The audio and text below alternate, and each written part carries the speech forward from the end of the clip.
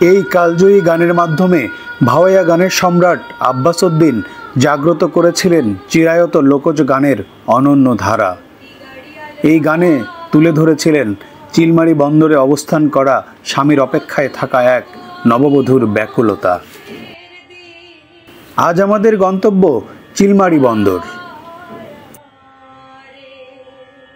কুড়িগ্রাম শহর থেকে ৩৫ কিলোমিটার দূরে ব্রহ্মপুত্র নদের তীরে রমনা ঘাটি মূলত চিলমারী বন্দর নামে পরিচিত।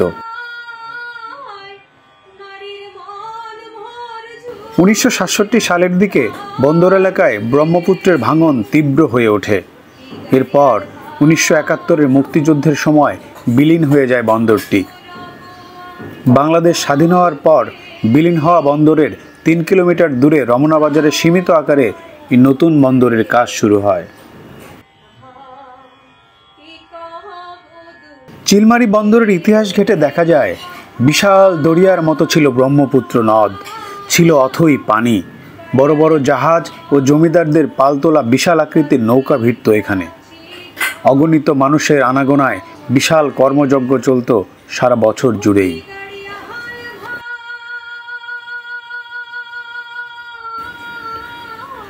নৌবন্দরকে ঘিরেই কর্মসংস্থান হয়েছিল লাখো মানুষের। এই বন্দর থেকে ব্রহ্মপুত্র নদ দিয়ে হাজার হাজার মন পাট, ধান, চাল নিয়ে জাহাজ চলত।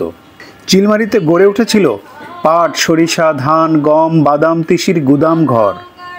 দেশের নামি দামি পাট কোম্পানিগুলো এখানে এসে অফিস খুলে পাট কিনত। এছাড়া নানা প্রান্ত থেকে ব্যবসায়ীরা এসে বিভিন্ন মালামাল কেনার জন্য দিনের পর দিন এখানে অবস্থান করতেন।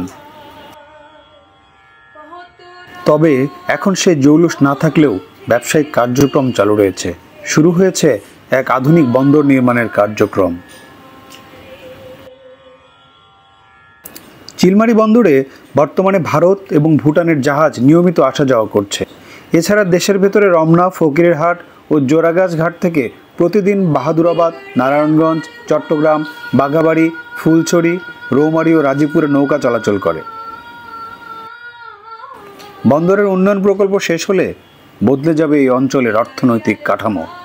বন্দরটি যুক্ত হতে পারে ভারত, ভুটান, নেপাল ও চীনের সঙ্গে। তখন চিলমারী বন্দর হয়ে উঠবে গুরুত্বপূর্ণ বাণিজ্যিক ও পর্যটন কেন্দ্রের আকর্ষণ।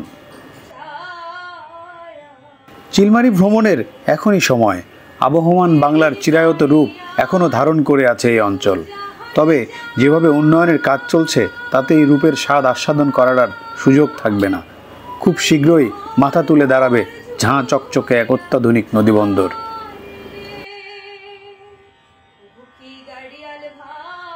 এখনই একবার ঘুরে আসুন। হাঁকাও গাড়ি তুমি চিলমারীর বন্দরে।